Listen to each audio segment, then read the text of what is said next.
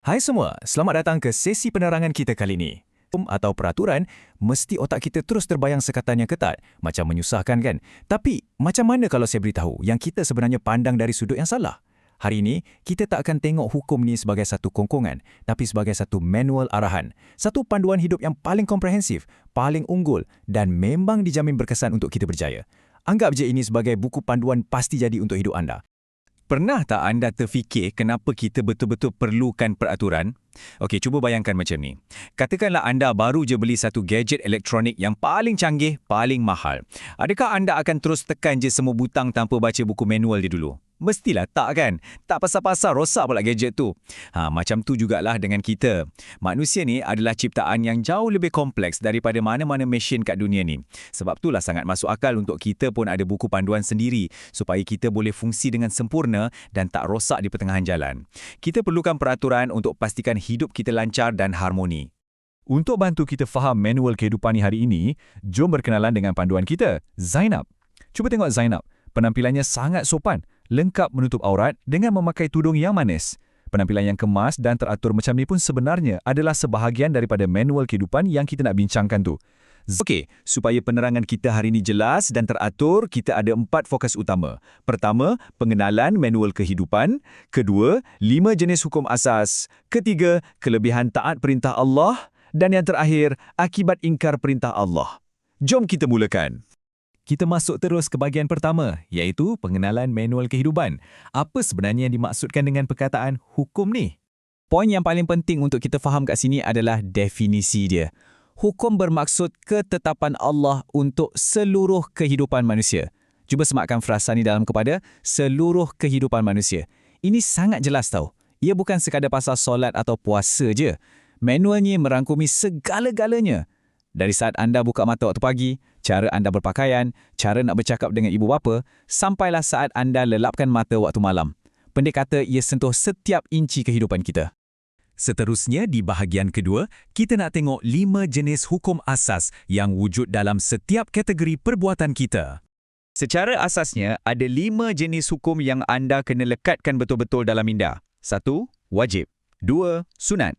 3. Harus. 4. Makruh. Dan 5. Haram. Jom kita rungkaikan satu persatu. Cara paling senang nak faham dan ingat adalah dengan buat perbandingan secara terus. Untuk perbuatan wajib, anda dapat pahala kalau buat, tapi berdosa kalau tinggalkan. Ia memang bertentangan sama sekali dengan haram, di mana anda berdosa kalau buat dan dapat pahala kalau berjaya elak. Senang cerita, wajib tu bermaksud mesti buat dan haram pula mesti elak jauh-jauh. Cuba tengok betapa cantiknya bila perbuatan-perbuatan positif ni dipraktikkan dalam dunia sebenar. Contohnya, sebuah keluarga yang berpakaian sopan, menutup aurat dengan sempurna dan menunaikan solat berjemaah bersama-sama, ini contoh perbuatan wajib. Lepas tu, tengok pula watak perempuan kita yang manis bertudung tu menghulurkan sedekah. Itu pula adalah perbuatan sunat yang sangat mulia. Mematuhi manual kehidupan ni bukan saja beri kita ganjaran, tapi buatkan persekitaran kita kelihatan sangat harmoni dan penuh ihsan. Kita teruskan lagi teknik perbandingan kita kali ini untuk sunat dan makruh pula. Untuk perbuatan sunat, ia macam anda kumpul markah bonus tau. Anda dapat pahala kalau buat, tapi tak berdosa pun kalau tertinggal. Makruh pula agak unik. Anda dapat markah bonus atau pahala kalau berjaya tinggalkan perbuatan tu, tapi tak berdosa kalau anda terbuat. Jadi tipsnya kat sini, kejarlah yang sunat rajin-rajin dan jauhilah yang makruh supaya rekod amalan kita sentiasa cemerlang. Kategori seterusnya ialah harus. Ini boleh kita panggil zon neutral. Maksudnya, perbuatan tu tak mendatangkan dosa dan tak juga bagi pahala. Tak kiralah sama ada anda buat ataupun tak. Jangan risau, manual ni tak bermaksud setiap saat anda kena buat ibadah yang berat. Banyak benda normal dalam rutin harian kita jatuh dalam zon selamat ni. Sebagai contoh, dapat tidur yang secukupnya atas katil yang selesa. Itu adalah perbuatan harus sebab ia memang keperluan asas untuk manusia berehat. Anda bebas nak lakukannya selagi mana tak langgar perbuatan wajib. Macam tidur nyenyak sangat sampai tertinggal solat subuh.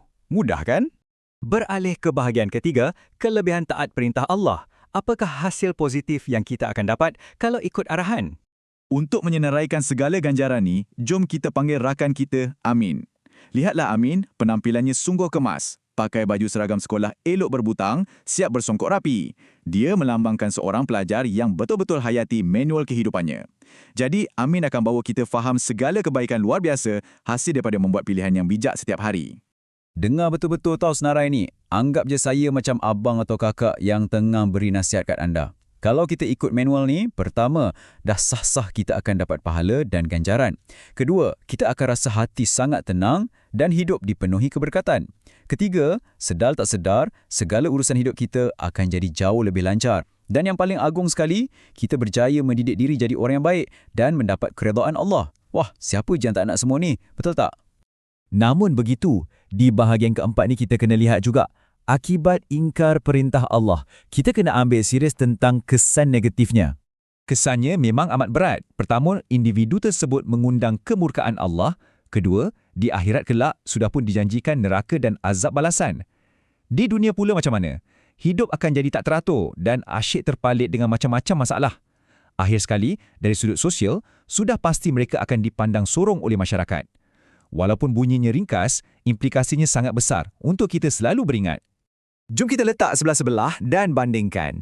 Ganjaran yang paling best iaitu hati yang tenang berhadapan secara terus dengan akibat yang terburuk iaitu hidup tidak teratur. Semuanya bergantung pada pilihan kita. Manual kehidupan ni direka khas untuk bawa anda ke arah kedamaian, bukan cipta kekacauan. Untuk merumuskan sesi penerangan kita, mari kita lihat Najihah. Senyuman Najihah yang meyakinkan, penampilannya yang cantik, menjaga aurat dengan tudung sekolahnya yang rapi, ini semua beri suntikan semangat pada kita. Najihah nak ingatkan kita bahawa dengan memilih untuk sentiasa patuh pada manual ni, kita sebenarnya pegang kunci kepada kehidupan yang bukan saja sentiasa positif, malah sangat menenangkan jiwa. Jadi, tibalah kita di penghujungnya. Ada satu persoalan penting yang anda sendiri kena jawab.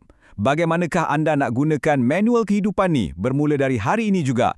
Bila anda melangkah keluar dari kelas ni sekejap lagi, adakah anda akan terus praktikan ke-5 hukum asas tadi dalam setiap keputusan yang anda buat? Semuanya di tangan anda. Terus belajar, sentiasa amalkan kebaikan dan semoga terus berjaya.